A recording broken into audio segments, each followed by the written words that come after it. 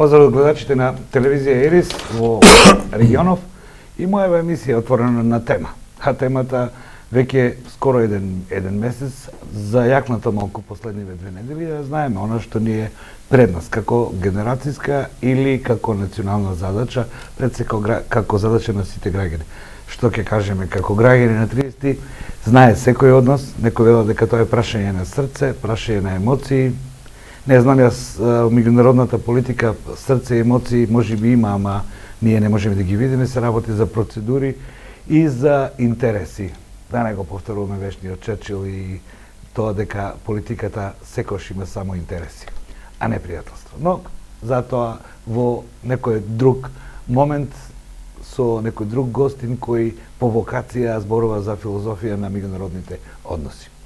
Македонија има едно министерство кое е хибридно, има повеќе кои се хибридни, тоа се така наречени министерства кои опфаќаат поголем дел од општествената дејност. И инаку има најголем буџет и многу често како граѓани се среќаваме со работата на тоа министерство, затоа што низ него се прожимаат многу од работите што секојдневно ги доживуваме. Не се работи за Министерството за образование или за здравство, се работи за Министерството за транспорт и врски. Сега, зошто е тоа така, јас нема да ви одговорам, ќе ви одговори тој што како магистрат е на чело на ова министерство. Активниот министер Сугариски. Министре, добро дојдовте во моја емисија. Согласувате ли со тоа дека вака хибридните министерства, за разлика Министерство за образование, многу тешко се водат затоа што вие имате тamo еден куп сектори кои честопати знаете да имаат спротивставени интереси? Благодарам прво за поканата. Многу ми е драго што сум и во Штип и во вашата емисија, во вашата телевизија. Би сакал да кажем неколку работи кои што претпоставувам дека голем дел на јавноста не ги знае, а тоа е дека Министерството за транспорт и врски прво е, пошто спомнавте, нема толкав буџет како што секој мисли во држава, бидејќи агенцијата што е за државни патишта во 2011 година е изваена од Министерството за транспорт и врски во најголема мера ради јавниот долг и сега практично за разлика од други министерства, дури и помал буџетот на Министерството за транспорт и врски, кој што изнесува неколку 25 милиони евра. Зборувам тука со се плати на вработените, со се она што има како трошок. Агенцијата ги зема тие 100 сега, друг дел што сакам тука да го појаснам е дека ресорски, ако гледаме, да, сите овие институции кои што ги спомнавте се водат условно кажано, иако на најголем дел од нив органите на управување ги бира владата на Република Македонија со самото тоа што врши избор на управните нивни одбори, а потоа управниот одбор си бира директори на тие институции, како што е на примерот со агенцијата и со еден куп други институции кои што условно кажано се водат под Министерството за транспорт и врски. Меѓутоа, таа е тесната соработка која што имаме ние со тие институции, иако се тие регистрирани посебно во Централен регистар, се разбира јас на секој можен начин со тие институции станува збори со Пошти на Македонија и со Агенцијата за катастар, значи Државниот градежен инспекторат, Комуналниот инспекторат, не знам, Агенцијата за државни патишта, па институции кои што се од редот на ПУИК, речиме стамбен и деловен простор и така натаму, со нив имаме директна соработка и МЕР исто, кој што сега согласно новиот закон за енергетика ќе биде префрлен во Министерството за економија, за сметка на тоа МЕПСО доаѓа под Министерството за транспорт и врски, така да станува збор за нешто што е многу глобално и многу е битно да има тесна соработка меѓу тие институции. Ние на одреден начин, согласно нашите надлежности, се надевам дека во овие 14-15 месеци правиме колку што може максимум, се со цел да сите оние проекти кои што се разбира се во интерес на граѓаните продолжат да се функционираат, паралелно работиме на нови кои што би се имплементирале од наредната година, така барем јас сметам, и на тој начин, бидејќи иако постои Министерство за локална самоуправа, ова е министерство кое што директно во најголема работи со општините во Република Македонија. Ова прашање ви го поставив како тема затоа што во последно време во дебатните емисии кога се зборува за буџетот или состојбите во тој дел од општеството, кога веднаш се споменува министерот Сугариски, вие нема го направите на делот од буџетот кој изнесува, кој е дел како капитални инвестиции. Секогаш вие се посочувате, се обидувате да објасните некогаш и дека не е тоа во ваша надлежност, но мојата интенција кога го поставив ова прво прашање беше токму тоа, дека не секогаш министерството е одговорно за ова вишествени процеси. Поверете. Значи тука сакам да се надоврзам и многу ви благодарам за ова прашање што ми го поставивте, бидејќи пред неколку дена заедно со мојот тим во министерството организиравме брифинг со новинарите точно да ги објасниме сите овие работи. Значи, вкупната реализација на Министерството за транспорт и врски од делот на буџетот на транспорт е 63,25 до 1 септември. И моите очекувања се дека тоа ќе оди до 95, бидејќи на дневна основа ги следиме проектите и гледаме дека таа динамика ќе продолжи сигурно и тоа е неспорно. Каде е проблемот на евентуално уривањето на тие капитални инвестиции? Се работи директно, ќе бидеме, ќе го кажам и сега. Со гасовод, односно во делот на водно изградбата на гасификација. И гледате дека низ неколку месеци се водат дебати, на кои што јас на сите дебати учествувам, објаснуваме што значи трасата таму, направивме одредени стеснувања на трасата таму, се со цел да и намалиме штетноста од она што би значило сеча, но и еве врз база на преговорите она што ни го посочуваат екологистите, ние сме го направиле. Значи мојот став и став на министерството е дека се друго што ќе значи непродолжување на ова, ќе носи директна штета и за државата и за граѓаните. По два основи. Првиот основ е 20 милиони евра плюс средства се потребни и што е уште, сакам да ви одговорам, побитно во целата ситуација е тоа што животната средина нема да биде преку промена на трасата подобрена, напротив, таму станува збор, онако што го предлагат екологистите, а тоа е делот преку обиколницата, таму станува збор за ерозивно земјиште и во најмал рак исто или повеќе сеча на шумите колку што би ја имала ваму. Така да со ова стеснување кое што го направивме, јас мислам и аргументите кои што во град Скопје ги дадовме сега деновиве беше закажана и е закажана нова дебата во Министерството за животна средина. Таму имавме прилика не само јас како ресорен министер, туку и заменикот министер за животна средина и екологија и директорот на МЕР кој што направи тотална презентација што значи таму, кој едноставно ние мислам дека во таа дебата докажавме зошто ова изградба. Со самото продолжување на таа изградба, автоматски тоа е дело на капитални инвестиции кои што дополнително треба да помини во министерството. Инаку сите други проекти од типот еве, значи да речем условно кажано и да бидам разбран, и одглавивме делот на делницата од Куманово до Белјаковце, зборувам за железницата, така моите очекувања согласно тој анекс на договор кој што владата го изгласа најбрзо да продолжи изградбата таму и другите проекти кои што се директно врзани со министерството, тоа се водоводи, канализациони системи, цевководи, пречистителни станици, апсолутно движат согласно динамиката која што има. И на тој начин очекувам јас да овие капитални инвестиции се зголемат и се разбира. Видете, јас и на владава сум го зборувал и го зборувам често и пред премиерот на економски совет и економските министри. Јас се согласувам дека бројките се бројки. Тоа е неумолјива работа, статистика, Државен завод за статистика го води тоа, меѓутоа треба да ја гледаме и реалноста. Од друга страна, знаете вие дека 393 милиони евра се капитални инвестиции во буџетот. А оние сите средства поврзани со патишта, зборуваме автопатишта, не знам, реконструкција на регионални патишта, експресни патишта, се надвор од буџетот. Тие се големата таа ставка, која што е во јавното претпријатие за државни патишти, каде што имаме одлична динамика. Јас денес бевме заедно тука на увид на градежните активности на автопатот Миладиновци Штип, за кој што претпоставам дека ќе разговараме. И согласно бројките кои што ги видов во јавното претпријатие за последните 3 месеци има зголемување од 20% од ланската година. Така да согласно она што Кичиев Охрид едноставно со анекс на договорот ги ослободивме тие 205 милиони евра и ќе предложиме дополнителен анекс за кој што ние наредниот месец ќе излеземе. Вие сте простите терминологијата да ја објасните за мој гледач. Рекоте ги ослободивме. Може да се користат? Да. А зошто беа? Еве сега ќе ви кажам. Значи паралелно со продолжувањето на договорот ние преговаравме по два основи. Прво правевме анализа на тоа колку средства дополнително ќе бидат потребни. Уште се прави таа до 10 октомври ќе биде на граѓаните соопштена. Значи повикавме од секаде, од ХИЛ, од сите експерти од Австрија, за да видиме колку може евентуално да се смали трошокот во делот на оние средства кои што ќе бидат потребни за доизградба на автопатот. Сега што значи ослободување тие 205 милиони евра? Согласно договорот кој што е склучен пред неколку години со претходната влада, договорот е така направен да ако имаме средства на ставка за асфалтирање, средства на ставка за бетонирање, средства за ставка за ископување.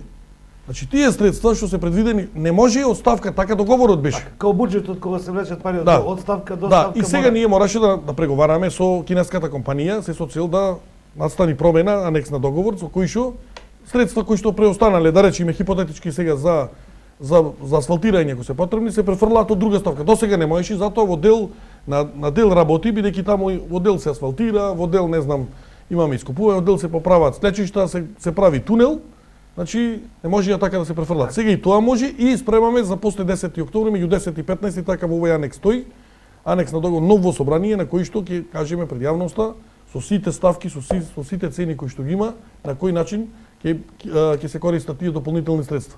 Согласно она што го гледаме таму, проектирањата кои што се правеа во тунелите, исклечиштата кои што беа горливиот проблем, клучките кои што не беа предвидени и пристапните патишта до населените места, очекуваме дека и до крајот на оваа година, меѓутоа поготово следната сериозно динамизирање на прогресот на активности кои што треба да се случат таму. За овој автопат овде, Так, ова е битно за моите граѓани од Источна Македонија. Овој автопат требаше да биде пуштен 2017 во мај, па уште една одлука, еве сега дочекавме септември 2018 година. Директорот на јавното предпријатие рече дека градежните работи ќе бидат завршени до крајот на овој месец и ќе останат оние па обозначување на патоказите и така, крајно финиширање. Што вели министерот? Значи јас се согласувам со нас директорот, бидејќи заедно денес со нашиот тим бевме и со градоначалниците на Штип и на Свети Николе, бевме и разговаравме и со луѓето кои што изведуваат работата и со надзорот.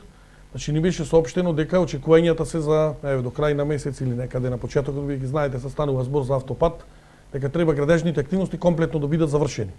Се јави проблемот со тие мај, јуни, јули месец, кога знаете дека временските услови не дозволуваат тој тип на интензивна работа, меѓутоа од јули наваму сериозно интензивни работите имаме. Буквално кога идевме од Скопје, значи застанувавме на секој 100-200 метри, гледавме како се решавани слечиштата, што е останато за асфалтирање и реално со оваа динамика, бидејќи согласно договорот уште 15 дена има до 30 септември. Значи еве и да има плюс денови од октомври кои што би користил, нема да одиме со варијанта на некакво влечкање или нешто напротив.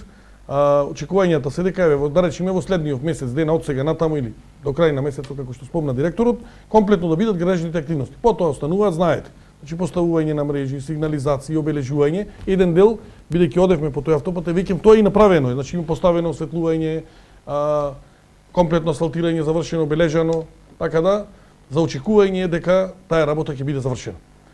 И што исклучително е значајно и за поготово за Штип, Штипскиот регион, Источна Македонија и после би се надоврзала ако сметате дека што значат и другите патишта, Штип Радови, Штип Кочани. Министре, ова е главната артерија до главниот град, 47 километри, ни остануваат уште 16 до центарот на градот, од петлјата 16-17 километри и ние сме сега некаде на колку му доаѓа тоа 70 и нешто километри од Штип до Скопје. Меѓутоа, тоа не е само патен правец да стигнеме побрзо до Скопје, тоа е заедно со ова клучка овде што ја правите, доаѓаме до едно ново, потполно ново сообраќајно решение кон Источна и Југоисточна Македонија.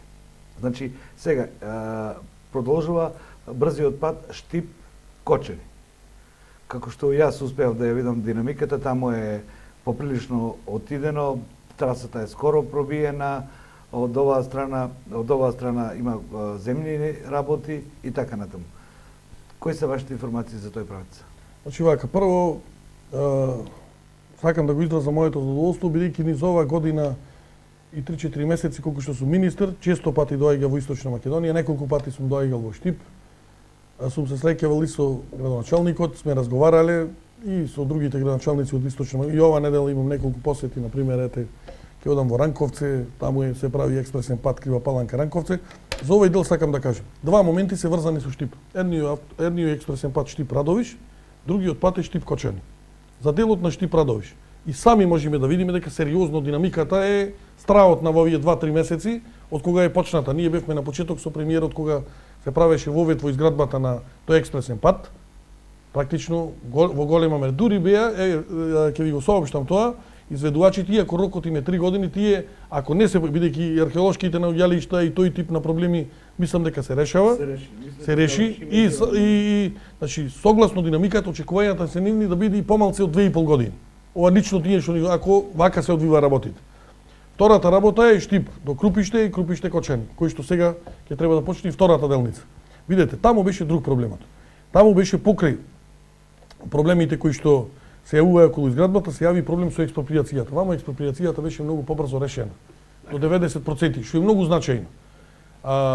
Вамо експроприацијата не беше до крај решена, ние кога дојдовме на власт и кога ги гледавме со ЈПДП заедно овие патишта, видовме дека тука се соочуваме со реални проблеми. И уште еден дел има градско Дреново, тој е во Западна Македонија према Прилеп, према Битола, истите проблеми во тој тип ги имаше. Значи, решавањето на експроприацијата и добар проект, можем да ви кажем дека значи чудо од тоа како брзо постепат може да се направи. Ако фирмите работи. Технички работи, меѓутоа работи кои што одземаат време. И сега може да се случи заради неколку експроприации, ако не се завршени до крај, да застане изградбата. Затоа што знаете, после би се завршило по судови, па не знам, тие службености можат да бидат завршени.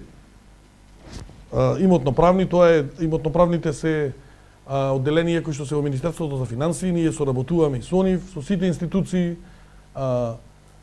Сепак ќе кажам пајна, да, најбитно е, сакам да ви кажам, да има добар проект. Ако има добар проект и тие работи се решени, многу динамиката на тоа се случува со Штип Радовиш и искрен да бидам, многу сум среќен што навистина во овие 3 месеци видов и таму колку е сработено. Нема смисла по лош пат премиерот да патува. Не е тоа не е само заради премиерот, тоа е заради луѓето, бидејќи стварно сме го ветиле и дека ние мора да испочитуваме. Не заради бројот на километри што сме ги пишале во програмите на СДСМ само или на владата, туку едноставно сметаме дека она што вие го кажавте во вашиот дел, дека тоа е артерија која што за Источна Македонија мислам дека решава огромен проблем. Не само за граѓаните на Штип, туку и Радовиш, Трумица и сите други до Скопје. Едно од интервјута на големиот режисер со председателот Путин вели колку времето го трошите, тој вели на енергетика, проблемите со енергетиката и со превозот го трошам 90% од моето време. Тоа е нешто што е динамика во светот денес. Кога погледнеме подпишувањето на договорите со Кина, еве денес министерот за финансии на Србија подпиша договор за 1 милијарда. Сето тоа му дава динамика на целиот регион и не сме изолиран дел. Но ми останува сега да направиме одговор на граѓаните, плановите ваши, но и во светло на она што ни предстои за 25, колку му доаѓа 13 дена. Ово го велам заради тоа што успешно почнување на евроинтеграциите почнува еден друг процес кој конкретно граѓаните можеби нема секојдневно да го осетат, меѓутоа кога ги споредуваме или денес и министерот за одбрана или секретарот за одбрана на Соединетите Американски држави ни кажа параметрите на држави кои влегле во НАТО и што за 1 година, 2 години направиле во овие преструктурирање пред се на основа на транспорт и така натаму.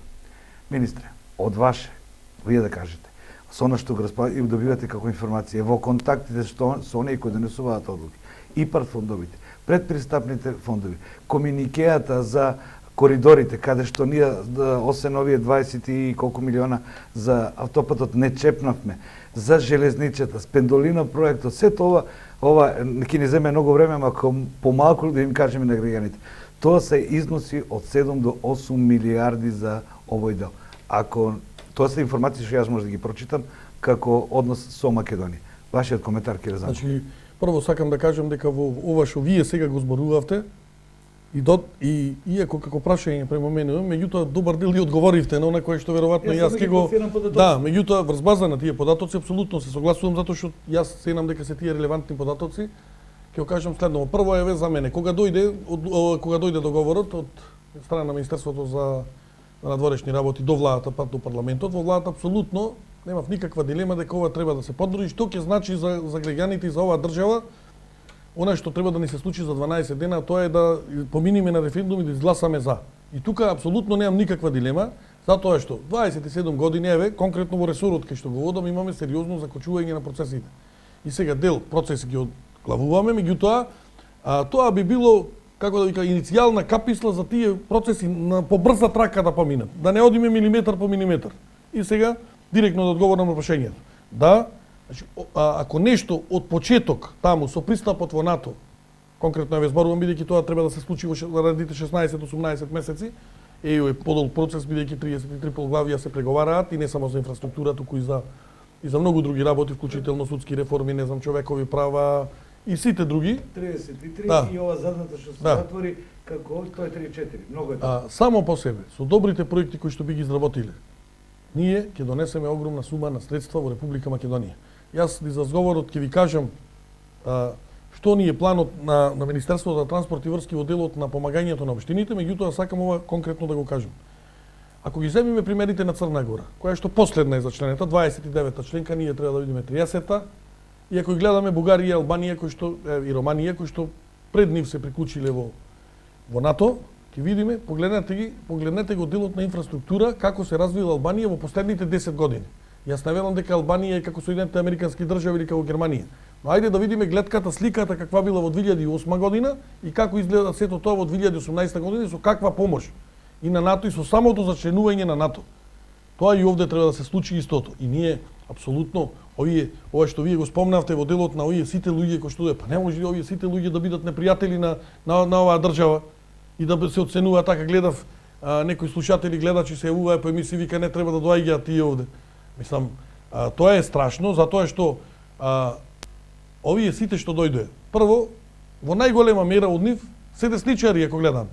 И Меркел, и не знам, и канцеларот на Курц на Австрија, и сите оние други кои што се врзани, да речеме конкретно и во делот на и републиканците. Така да не треба да гледаме филозофијата дека се многу наклонети ради. Тие едноставно, јас убеден сум и верувам како многу други граѓани, тоа очекувам да се случи на 30 септември кога масовно народ ќе излезе на гласање, дури и оние сега кои што се кршат, малце разговаравме и претходно со вас пред емисијата, и дури ке оние дел кои што во најголема мера мислам дека ќе излези тивката тај разор на мој кој што има гласачкото тело. Тоа очекувам да се случи. Јас сум активен секој ден по терен покрај службените работи, да сум еден од тие кои што водат кампања про за, односно водам кампања за, се со цел да оваа работа ја докажеме на граѓаните. Јас со самото тоа што разговарам, сакам да докажеме низ примерот на мојот ресор колку во делот на инфраструктурата можеме ние да помогнеме Република Македонија да оди напред. И таа е основната цел. Ние сме власт која што треба да ги турка процесите и да помогне бенефитот на крајот граѓаните да го видат, се разбира, и општините каде што... Министре, за средствата кои вие подоцна ќе објасните што се тие 50 милиона, 70 милиона кои низ ваква талиферација на средства ќе отидат кај општините за локални подобрувања, како велите вие, за рехабилитација на локалните патишта кои се во состојба на девастираност, реченица од вашето министерство, и за канализациони системи. И овде повторно ќе употребам еден податок од статистика, можеби поражувачки за Македонија, над 30% од населените места во Македонија немаат канализација. А ова е 2017. Тоа си го направивме сами. Ајде, вие како министер, кажете ни ги перспективите. Еве ги перспективите, многу директно и многу јасно. Значи, прво, секојдневно, од секаде каде што одиме со мојот тим, по општините, апелираме, оние општини, а има општини такви 8-9, кои што немаат воопшто средства од државата потрошено, значи не се тие средства кои што државата, тие се средства кои што државата ви ги вратила, значи општините ништо немаат обврска да вратат. Значи државата тргнала во процес да помогне. Тоа е проектот преку Европска инвестициона банка кој што го има министерството. Останати се околу 13 милиони евра, пари кои што општините треба да ги доискористат.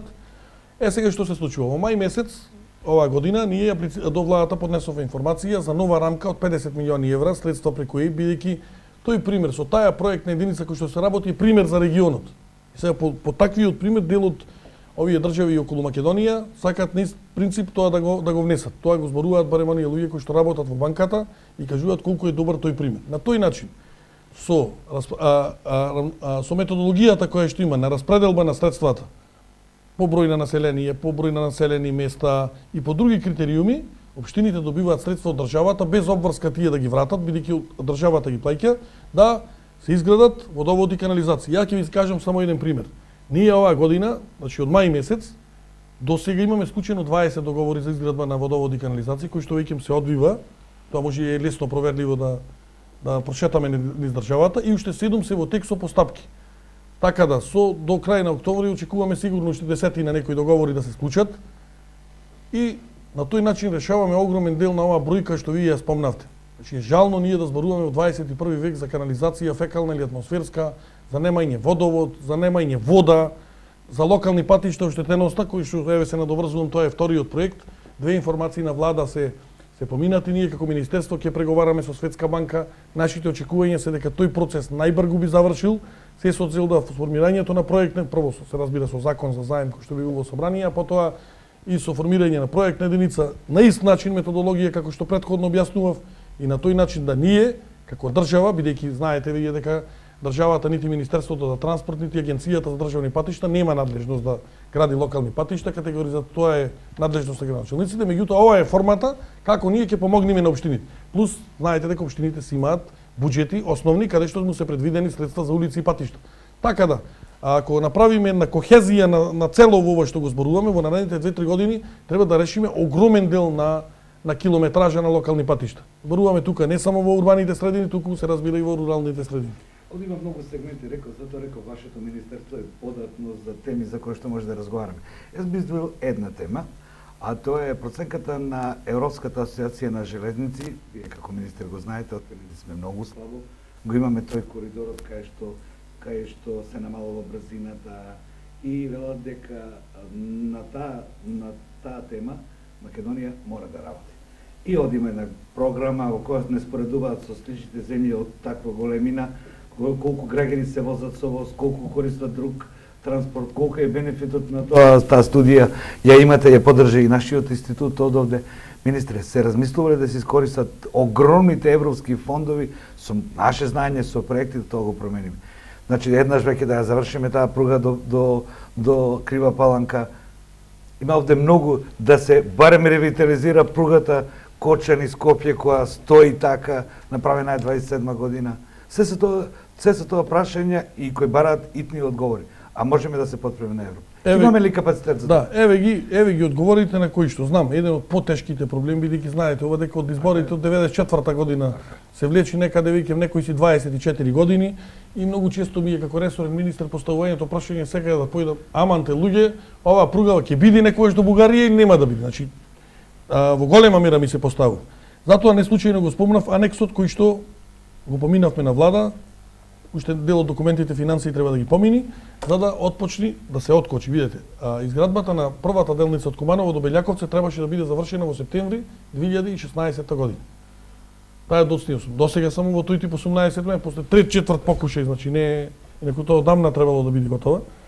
Значи сега интензивирањето на овие активности ние со вице-премиерот Ангјушев, со директорот на инфраструктура железници Јасани имавме состаноци со нив и со надзорот, значи неколку месеци за таа работа да ја надминиме. Мислам дека тој процес е надминат и обезбедени се средства кои што во тој дел се разбира би завршила првата делница. За втората делница кога зборуваме и за третата, за ова што ми го зборувате вие во делот на ИПА средствата. Така. Што обезбедени се ИПА средствата. Сега е до нас. Од 145 милиони евра, колку што е проценката дека би чинела втората делница од Белјаковце до Крива Паланка, 68,2 милиони евра се грант, неповратни средства. Меѓутоа ние овие сите процеси мора да ги убрзаме затоа што идат во прашање, може да не ги повлечат. Овие средства новата влада ги доби ланската година во Трст, кога бевме на ниво на премиери и министри и значи половина од овие 145 милиони нас Европа ни ги дава. Неповратно, значи државата нема обврска. И таа железница би чинела 145 минус 70 и нешто милиони евра. За третата. Значи сакам да ви ја кажам, третата делница тоа е од Крива Паланка до бугарска граница. Станува збор за 23 километри. Меѓутоа, конфигурацијата на земјиштето таму е многу специфична. Се работи за многу тунели, за многу мостови кои што треба да се направат и сумата првична во проценки со завршувањето на проектната документација меѓу 350 и 400 милиони евра. Еве и за таму. 60 милиони евра досега се обезбедени. Што ние нема да застанеме, ќе бараме дополнен. 60 милиони евра грант средства кои што Македонија ги добива. Сега ние за да можеме да користиме дел од овие средства, ние мораме прво финансирање, таму не е финансирањето обезбедено. Али би одело преку банка, преку ЕБОР, преку Светска банка, значи таму не е. И сега Министерството на финансии тука бара начин како би се финансирало ова. За овие се средства обезбедени, тие се со заем и другите се со ИПА пари. Првата е обезбедена комплетно, станува збор за третата. Сега во делот на Западна Македонија, и тоа е дел од коридорот 8, проектната документација е завршена и за Кичево Лин, значи некаде сумата која што во првична варијанта излегуваше 529 милиони евра, значи огромна сума на скоро половина милијарда евра и да знаеме дека тука дополнително не излегува одредени проблеми со УНЕСКО кои што мора да ги решаваме. Во делот на коридорот 10 се прават санации, да, се согласуваме, бројни се проблемите плюс ние мора да го направиме атрактивно да биде возењето да не биде само да одат функционери да се сликаат по возови. Мислам дека во голема мера ви го сватив и директно прашањето и да покажеме дека еве ние ја сакаме железницата или да не. Тоа е средство кое што ние мора да го користиме и тука нема бегање од таа работа. И затоа паралелно треба да се вложи и во делот на патната, во железничката, зборувавме претходно за комуналната инфраструктура. Навистина, горливи проблеми се, меѓутоа, не дека сум ја стресорен, гледам дека и во разговорите со премиерот и со голем дел на граѓанството, бидејќи одиме на терен и да бидеме искрени до крај. Покрај договорот, нас многу прашања често ни поставуваат и во делот на секојдневните комунални проблеми кои што си ги имаат граѓаните. Пат, канализација, водовод, се разговара. Покрај делот на договорот кој што се обидуваме да го објасниме во јавност. Министре, интенцијата на ова моје прашање ми беше визави евроинтеграциите, се отвори 9-10 поглавје во кое што се третира сообраќајот. Се третираат врските. Сега, кој ќе биде министер, не знаеме, дај Боже да тоа биде поскоро. Тогаш веќе почнуваат не да се отварат само фондовите, него ние треба да имаме веќе подготвени проекти, да имаме подготвена способност на администрацијата. Бидејќи тоа не е конференција во која што јас велам да, вие велите не и се затвори хартијата и готово, поглавието е затворено. Тоа е еден огромен број на страници во обврски кои ги преземате, во известни финансирања, каде треба да аплицирате, што го гледам од хрватската документација. Значи, постои ли има ли можност вашето министерство кој ќе биде дел од тоа, од тие 900 луѓе, да ние овде излеземе, ако си гласаме за Европа, да излеземе со 5-6 милиарди во инфраструктура? Значи, вака, прво, испуштив уште една работа, не ја спомнав Битола Кременица, која што очекуваме да биде пругата завршена до крајот на ноември, почетокот на декември оваа година зборувам, и таму интензитетот е многу зголемен, така за 2 месеци очекуваме дека поврзано со Република Грција во делот на железница ќе имаме. Дел работи треба и Република Грција оттаму да ги направи. Во околу дело на ресурсите и капацитетите.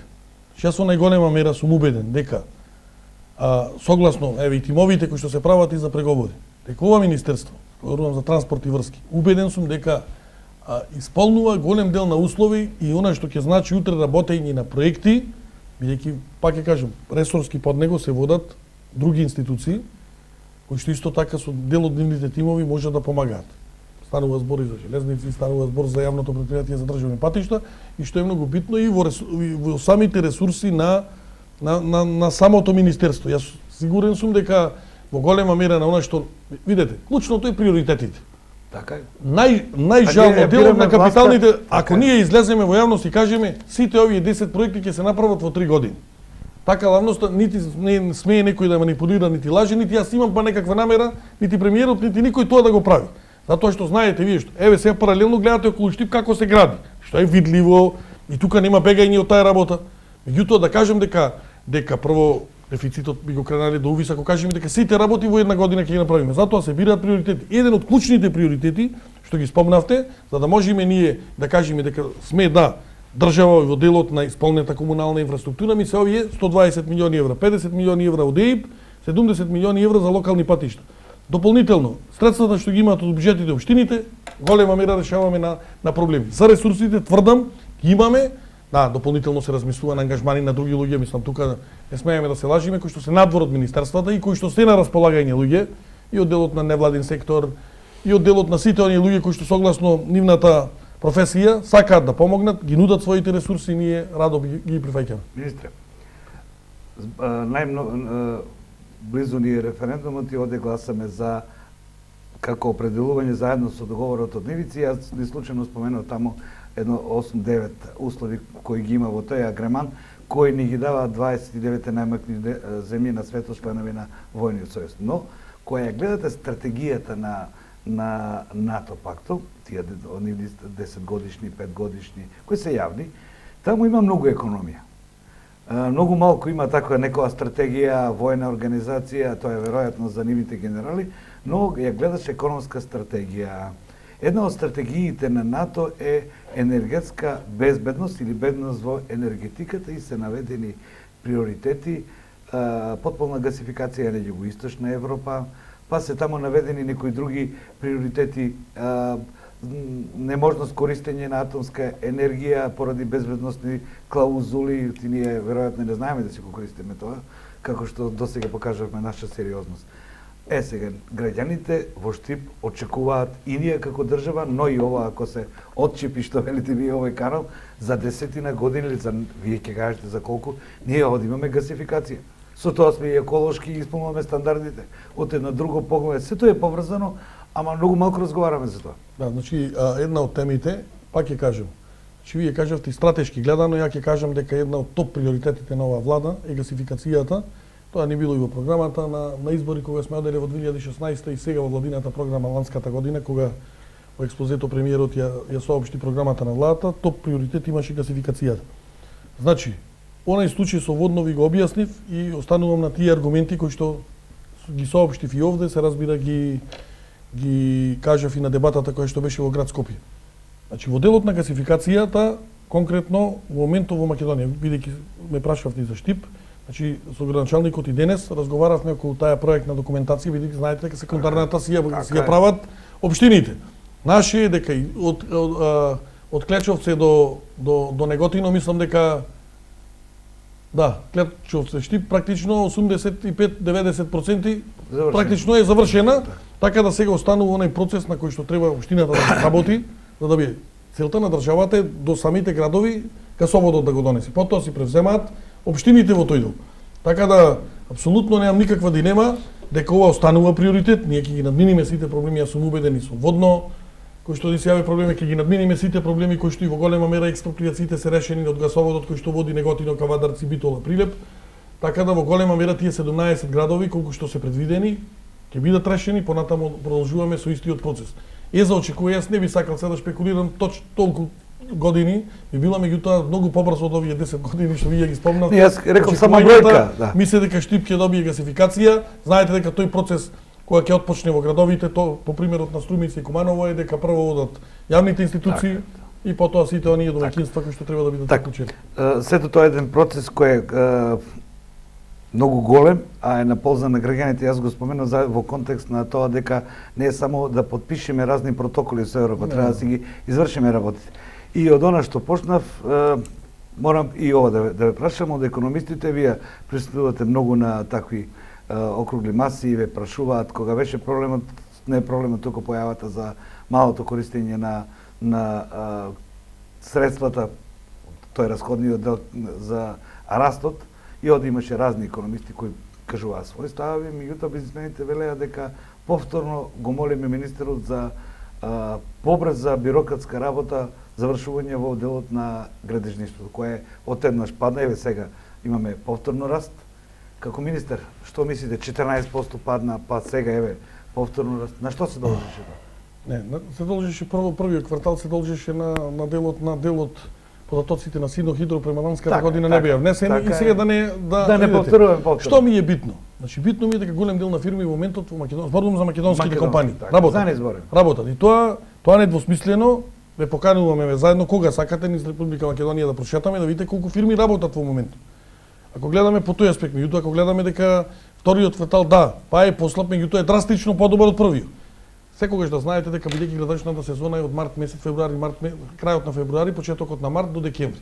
Третиот и четвртиот квартал се секогаш најсилни. Тоа ќе биде видливо многу брзо, поготово четвртиот квартал кога сите времени завршни ситуации доаѓаат за плаќање во ЈПДП и во другите институции. Значи, за делот на ипостредства само заборавив да ви кажам, ланската година Министерството за транспорт и врски 100% ги искористи средствата.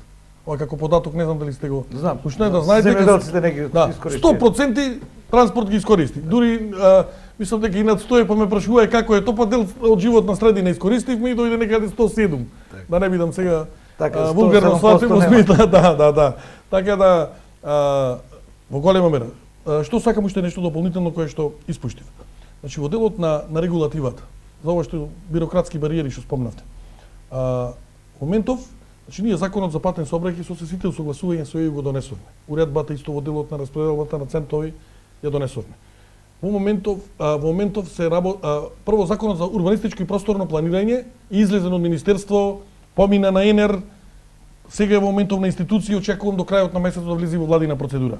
Од тука во собрание и едноставно тој е договаран со не знам колку здруженија, со ЗЕЛС, со комори.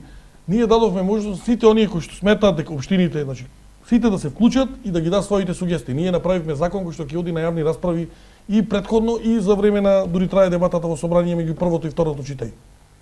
Дополнително, до крај на месец или почетокот на следниот месец, очекувам до крај од Министерство за транспорт и врски да излезе и законот за градење. Зборувам за двата закони кои што се реформи.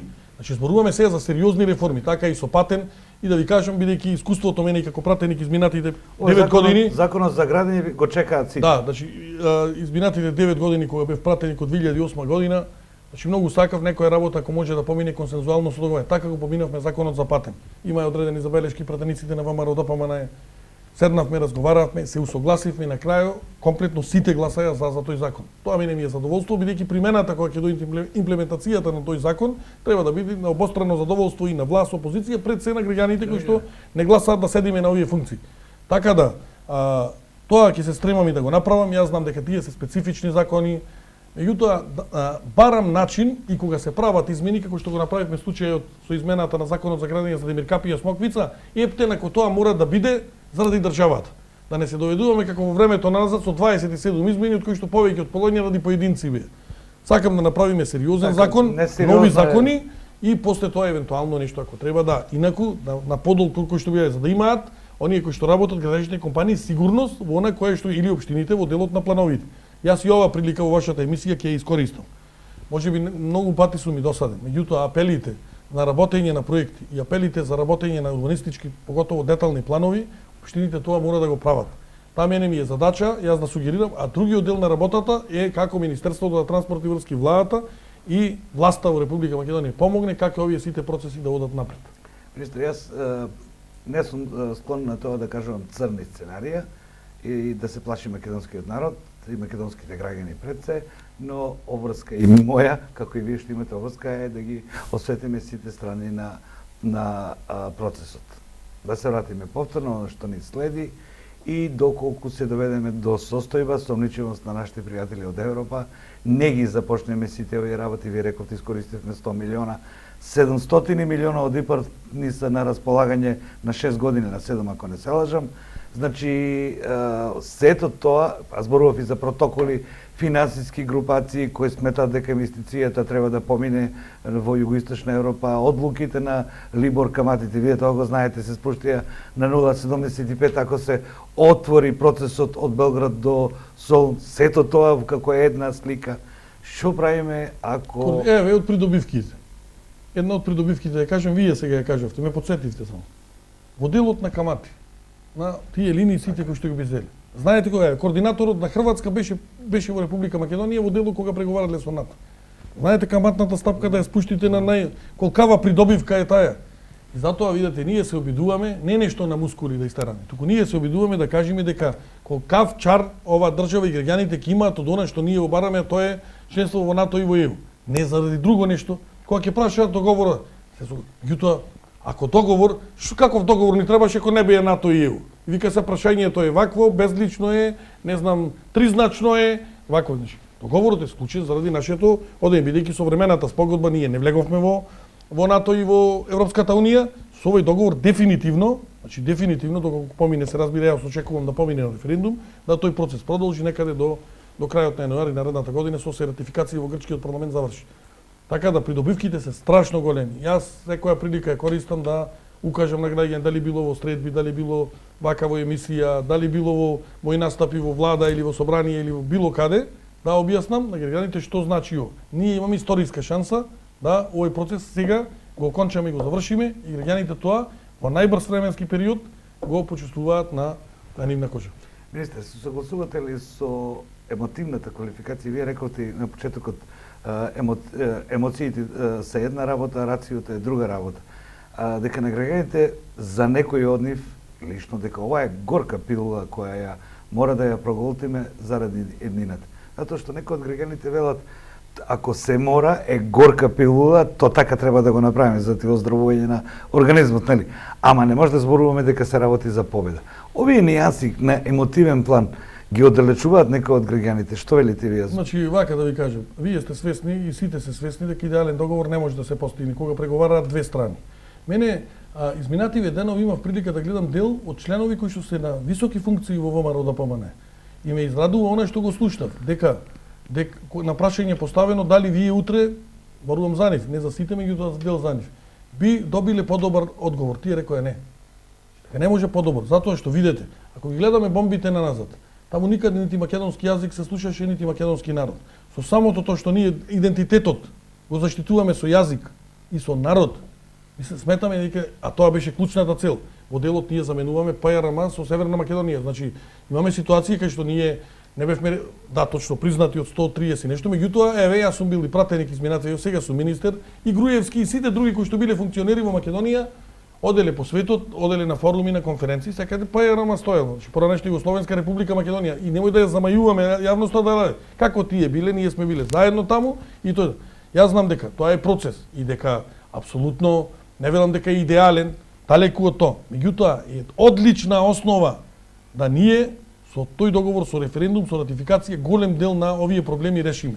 Убеден сум дека еве, пробавме по сите основи, времена спогодба, ете тужба во Хаг добијана, сите елементи, очигледно е дека консензусот кој што го има во НАТО и ОЕУ е јасен и нема тука дали да гласаат да било сега -1, да било -2. Тоа правила кога ќе смени НАТО.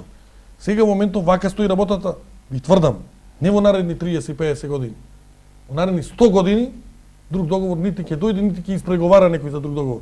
Гледате 27 години за до некаква фаза. И што најмногу ме револтира, и што и како пратеник и како граѓанин, 15 години ги слушам од ВМРО ДПМН како ни зборуваат за референдум. Еве референдум. Еве референдум, на 30 еве референдум. И гледав пред 2 дена и вчера баш беа пуштени на маршот изјавите на Груевски, и на Иванов, и на сите функционери кај што повикуваат да, на Бичиклиски, дека доколку дојде до некаков договор, тој договор ќе оди на референдум. За сега да се измислува нова причина, да го гледаме како Кристијан Мицковски лежи овде на колена и моли као за нешто, не ја разбирам суштината зашто, меѓутоа како и да е.